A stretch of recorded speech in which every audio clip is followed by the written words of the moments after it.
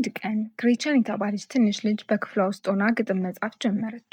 ግጥሙ ስለምን ነበር መሰላችሁ? በቤታቸው ውስጥ ስላዩት አንድ ትንሽ አይጥ። እያፏጨችና እየተደሰተች የመጀመሪያውን ስንኝ እንዲህ ስትል ቋጨች።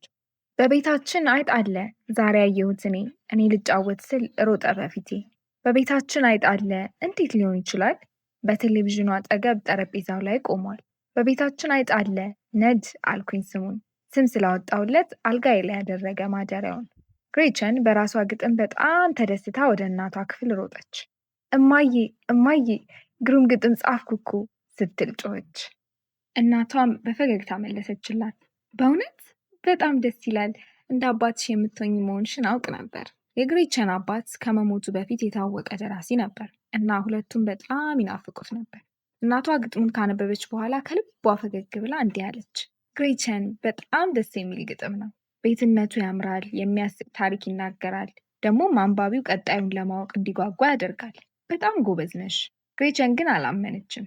እማዬ ዝም ብለሽ እኔን ደስ እንዲለኝ ብለሽ ነው አለች። እናቷም በፍጹም በጣም አሪፍ ነው የጻፍሽው፣ ለምን ሌላ ስንኝ አትጨምሪበትም ስትል አበረታቻቻት። ግሬቸንም እሺ ከራት በኋላ ጨምራለሁ ብላ ቃል ገባች።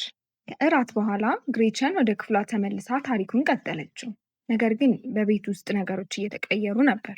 ግጥሙን እንዲህ ስትል አረዘመችው። በቤታችን አይጥ አለ ዛሬ ያየሁት እኔ ልጫወት ስል ሮጠ በፊቴ። በቤታችን አይጥ አለ እንዴት ሊሆን ይችላል? በቴሌቪዥኑ አጠገብ ጠረጴዛው ላይ ቆሟል። በቤታችን አይጥ አለ ነድ አልኩኝ ስሙን። ስም ስላወጣሁለት አልጋዬ ላይ ያደረገ ማደሪያውን። አሁን ቀኑን ሙሉ እመግበዋለሁ፣ እንደ አሳማ ይበላል። በተለይ አይብ ይወዳል፣ እስክስታም ይደንሳል። ዱቄት ውስጥ ይገባል፣ ሩዝም ውስጥ ጭምር። ሳጥኑን ከፍቶ ቅመሙንም ሳይቀር። የማየው ምንድን ነው? አንድ ብቻ አይደለም እኮ ሁለት ናቸው። ነድ በጠረጴዛው ላይ ነው፣ ሌላኛው ደግሞ በጫማዬ ውስጥ ነው።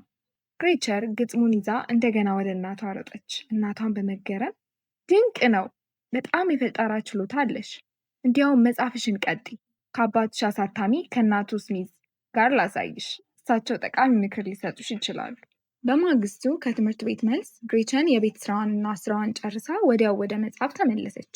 አሁን ግን አይጦቹ እየበዙ ነበር። ሶስተኛውንም ስንኝ እንዲህ ስትል ጻፈች። ነድና ጓደኛው አሉ፣ ግን ጉድ እዩልኝማ። አንዱ ትንሽ፣ አንዱ ትልቅ፣ አንዱ ደግሞ ወፍራማ።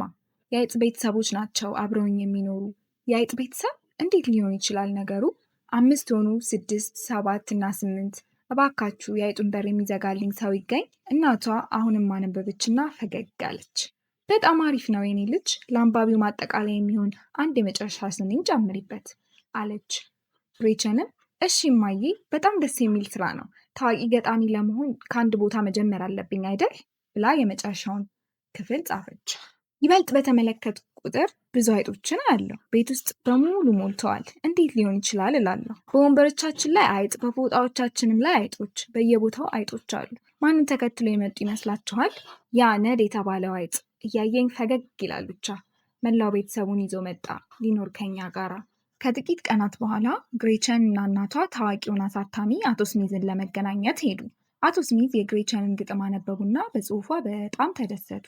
ቃል ልገባላችሁ አልችልም፣ ግን ለተወሰኑ ሰዎች አሳያቸዋለሁ አሏቸው። ከተወሰኑ ቀናት በኋላ አቶ ስሚዝ ግሬቸንን ለመጠየቅ ወደ ቤቷ መጣ። አንድ መጥፎ ዜና ነበረው። ለግሬቸን እንዲህ ሲል አስረዳት። አንዲት አዲስ ገጣሚ የመጀመሪያ ስራዋ ወዲያውኑ ታትሞላት መውጣቱ በጣም አልፎ አልፎ የሚከሰት ነገር ነው። ስለዚህ አሁን ላሳትመው አልችልም አላት። አቶ ስሚዝ የልጅቷን ፊት በትኩረት ይመለከት ነበር። ታለቅ ሲሆን ታዝን ይሆን እያለ። ግሬቸን ግን አላዘነችም። አቶ ስሚዝን ተመለከተችና ለሁሉም ነገር አመሰግናለሁ አለችው። ትንሽ ቅር ቢላትም ነገሩን ተረድተዋለች። ታዋቂ ገጣሚ ለመሆን ብዙ መጻፍና መለማመድ እንዳለባት ታውቃለች። ግሬቸን በልበ ሙሉነት ለአቶ ስሚዝ እንዲህ አለችው። አቶ ስሚዝ፣ ይህ ገና መጀመሪያ መሆኑን እንዲረዱልኝ እፈልጋለሁ። ወደፊት ብዙ ግጥሞችን ወደ እርስዎ እንደምልክ ይጠብቁኝ። አሁን ግን ይቅርታ ካደረጉልኝ ተጨማሪ ግጥም ለመጻፍ ወደ ክፍል እሄዳለሁ። ከዚያም ወደ መሬት ተመለከተችና በድንገት ሳቀች። ኦ በነገራችን ላይ አቶ ስሚዝ፣ ለግጥሜ መነሻ የሆነኝ ያ እኔ የሰየምኩት ነድ የተባለው አይጥ አሁን ያለው በእርስዎ ጫማ ላይ ነው። እና ነድዬ፣ የምንሰራው ብዙ ስራ አለን ብላው ወደ ክፍሏ ሮጠች።